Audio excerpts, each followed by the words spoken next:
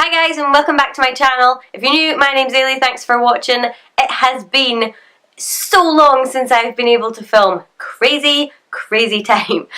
Basically, I've been setting up my own business. I've had my business sort of for around a year anyway, but I've just moved it into like a bigger town. To give you sort of an idea, I started in like a really small village and yeah, it was really good, but obviously we all need to reach for bigger and better things if that's what we want to do. So that's what I decided to do, and I've taken the plunge and I've moved my little business into a salon somewhere else. And yeah, basically nobody tells you how difficult it is to set up your own business. It's insane, especially when you're teaching yourself how to do it. But anyway, that is not what this video is about, but it does explain why I have not filmed in a hot minute. So hopefully from now on I will be able to sort of keep to my schedule. I do have some more Florida holiday vlogs coming up as well, so fingers crossed that I can get time to edit all those and that. I actually didn't realise that I probably should have been more organised when I was vlogging, because trying to go through the footage and figure out what day is what is a total nightmare. But I'm getting there slowly anyway. I think I've got it all organised now, so I just really have to go through and edit all the footage. Hopefully. So today's video I'm going to be talking about the L'Oreal Pro Glow Foundation, and basically I wanted to get my hands on this since it launched, but correct me if I'm wrong, I can't find it in the UK anywhere. I mean, like I say, I live in a really small place and I don't really get to the shops very often, but I mean I do shop online and stuff like that, but I just can't find it unless you're trying to order it from like America, CVS. I think, yeah, I got it from CVS when I was on holiday in September. So I'm actually kind of sad that I only picked up these two, because I bought it and I mean I did use it on holiday. I was just kind of, I suppose I was trying to justify all the other money that I'd already spent in Sephora, but I absolutely fell in love with this foundation, so that's a little spoiler for you. But I just wanted to do a sort of review on it, because if you are from the UK it is a little bit more difficult to get a hold of, so you know, you want to know if it's worth trying to get a hold of. So I have shades 201 Classic Ivory and 202 Creamy Natural. Classic Ivory is actually very light, and 202 was perfect for me when I was on holiday, and basically now that I'm home and my tan's beginning to fade, I just mix them both together, and I'm sure through the winter time, if I don't self-tan, this will be my shade. So I'm hoping that it's going to last a good amount of time, but I know that when I run out of it, I'm definitely going to want to get more. So I'm just going to go into 201 because I think that it might be a little bit easier to see. So this is shade 201. As you can see, it is really light. It is quite yellow as well, and it's even really quite light on my hand. I suppose I do still have a little bit of a tan on my hand. It has a sort of very faint paint smell. I really don't mind that. I'm one of these weirdos who loves the smell of paint, so things like that really don't bug me. But I can't really see it on the back of my hand here just now, but if you stipple it with a beauty blender, it basically has sort of a built-in iridescence to it. It almost has a highlighter built into it, hence the Pro Glow, I suppose, and that's what gives you the sort of glowy effect. But it's a really nice finish. That's it, obviously, just kind of with no powder or anything like that. I can see here, because I have my mirror over here, I can see here, I don't know if it'll show up on camera, but there is kind of one of the little specks.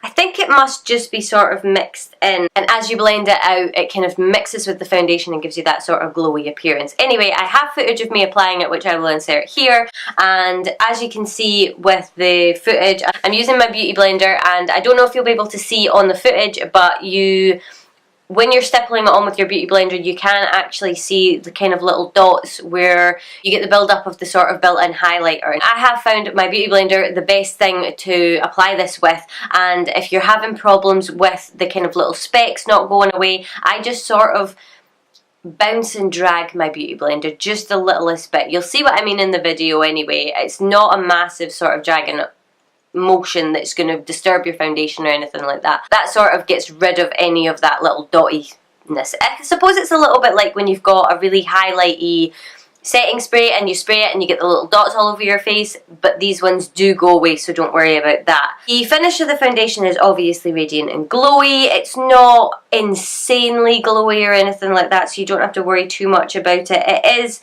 for normal to dry skin, but I have seen other people with oily skin wear this and they've had no issues with it as long as they set it with a powder, and it is a really, really comfortable foundation. I applied Tarte Shape Tape on top of it as my concealer and it blended out beautifully over the top. It didn't bunch up, it kind of just merged with the foundation really nicely, and then all of the powders and things like that I used on top all blended out really nicely and I had no issues with them. I've worn this already, obviously this isn't a first impression, I have worn it already. I wore it on holiday in like 30+ degree weather, and I have worn it since I've been home as well, and I've had no issues with it. I absolutely adore this foundation. It lasts a really long time.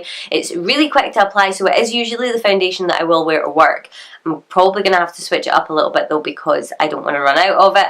And yeah, what else can I say about this foundation? It says it's up to 24-hour wear. I don't believe that. I don't believe that with any foundation. I mean, I just think that it's a little bit of a bold claim, but it is a really long wearing foundation. I've worn it for over 10 hours and it does break down a little bit, but it's not bad at all. I've never had to touch it up, but I do have dry skin, and obviously with dry skin our main concern is if it bunches up, if it clings to dry patches, because generally what I find anyway from personal experience is when I wear a foundation, because I have dry skin, with oily people what they tend to find is the oils will come through on their nose, on their forehead, on their chin. With dry people, or with myself anyway, I find that my skin will get drier throughout the day because it doesn't really produce those oils. On holiday I had the kind of opposite effect. It was a little bit dry, but the oils were obviously coming through because it was so hot, and like I said, I didn't have any issues with it. So yeah, what else can I say about it? I absolutely love it, and I will definitely be trying to get my hands on more of it when I run out. If you fancy trying it and you've just been kind of hesitant because it's hard to get a hold of, I would definitely say if you can get your hands on it, it definitely is worth a go, especially if you've got dry skin like me.